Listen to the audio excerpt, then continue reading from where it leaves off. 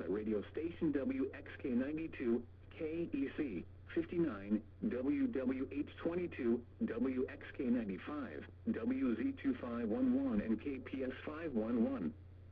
During potentially dangerous weather situations, specially built receivers can be automatically activated by the signal to warn of the impending hazard.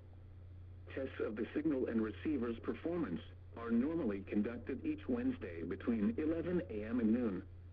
Reception of this broadcast, and especially the warning alarm tone, will vary at any given location.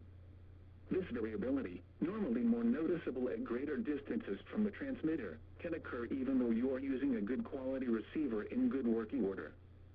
To provide the most dependable warning service possible, the warning alarm tone will only be activated for watches and warnings affecting the following counties across central, south central, and southeast Kansas: Allen, Barber, Barton, Bourbon, Butler, Chase, Chautauqua, Cherokee, Cowley, Crawford, Elk, Ellsworth, Greenwood, Harper, Harvey, Kingman, Labette, Lincoln, Marion, McPherson, Montgomery, Neosho, Pawnee, Pratt, Reno, Bryce, Rush, Russell, Saline, Sedgwick, Stafford, Sumner, Wilson, and Woodson.